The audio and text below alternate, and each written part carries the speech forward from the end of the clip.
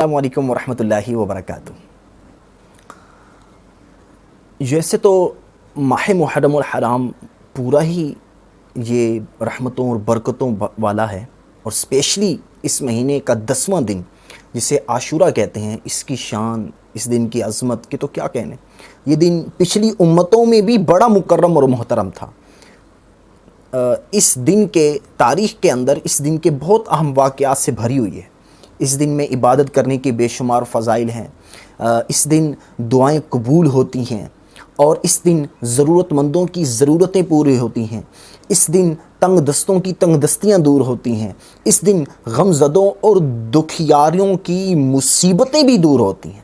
لیکن ایک یہ بھی ہے کہ اس دن جو ہے کئی لوگ کئی طرح کی فضول معاملات میں بھی پڑ جاتے ہیں۔ ویسے یوم عاشورہ کا دن نہ صرف خود بلکہ گھر والوں کو، اپنی فیملی ممبر کو بھی اس عاشورہ کے دن اچھے کام کرنے اور رب کی رضا حاصل کرنے والے کام کروانے چاہیے۔ جس طرح یوم اچھا، اور یہ بھی یاد رکھیے، جس طرح عاشورہ کو نیک کام کرنے کا ثواب زیادہ ہے، اسی طرح گناہ کا عذاب بھی زیادہ ہے۔ مگر افسوس کہ فی زمانہ علم دین سے دوری، جہالت کی وجہ سے اس دن کو ہم عام دنوں کی طرح غفلت اور فضولیات میں، گناہوں میں گزار دیتے ہیں۔ نہ نیک اعمال کی کوئی فکر ہوتی ہے، نہ اس دن کی کوئی تعظیم کا ہمارے ذہن میں ہوتا ہے، بلکہ ہر طرف بے پردگی۔ کہیں گلیوں بازاروں میں چلے جاؤ تو وہاں بے پردگی، اور 10 محرم کو تو خاص کر قبرستان میں بے پردہ عورتیں ہی گھوم رہی ہوتی ہیں۔ عورتوں کا قبرستان میں کیا کام؟ اور ایک تعداد ہے جو بدنگاہی کے گناہ میں پڑ جاتی ہے۔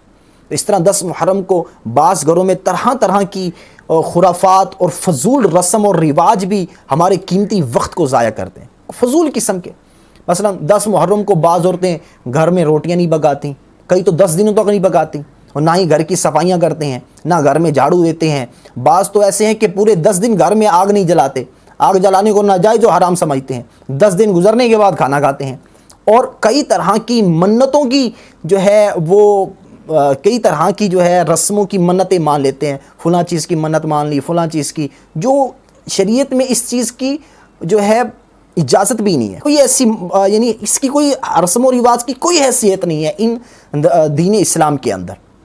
اب کئی قصے کہانیوں کی پڑھنے کی گھر میں خاص کر عورتیں جو ہیں وہ کئی طرح کے قصے اور کہانیاں، فلاں جناب سیدہ کی کہانی اور فلاں کہانیاں، ان کہانیوں کے پڑھنے کی رسمیں جو ہے نا منتیں مانتے ہیں۔ اس کی بجائے قرآن پاک پڑھیں، اس کی بجائے سورہ یاسین پڑھنے کی منت مانیں، کوئی نفل پڑھنے کی منت مانیں، اس دن کا روزہ رکھنے کی منت مانیں۔ دیکھیں، ہمارے دین اسلام میں اس طرح کے باطل رسموں کی کوئی حیثیت نہیں، کیونکہ دین اسلام ایسا دین ہے جو جتنے بھی گزشتہ اور موجودہ تمام بیہودہ اور واہیات رسموں کو ختم کرتا ہے، نیکیاں کرنے کی اور شریعت پر عمل کی ترغیب دلاتا ہے۔ مگر افسوس کے ساتھ کہنا پڑتا ہے کہ فی زمانہ یہ خلاف شریعت رسمیں ہمارے معاشرے میں، ہمارے گھروں میں بڑے زور شور سے پھیلتی جا رہی ہیں۔ ہمیں سے کئی ان رسموں میں ملوث گھر میں ہیں پڑے، اور اپنی جو ہے ماں، اپنی بہن، بیٹی، بہوؤں کو ان برائیوں میں انوالو دیکھ کر بھی ہم ٹس سے مس نہیں ہوتے، نہ ان رسموں کو ختم کرنے کی کوشش کرتے ہیں۔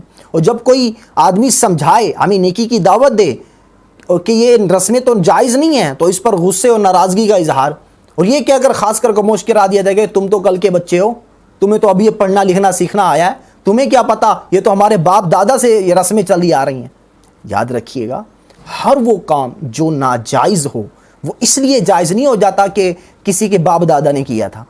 ہمارے مسلمان ہونے کا تقاضا یہی ہے کہ ہم اپنے خاندان میں، اپنے علاقے میں، اپنے محلے میں، اپنے گھر میں یہ اس ہر طرح کی رسموں کو شریعت کے مطابق کریں۔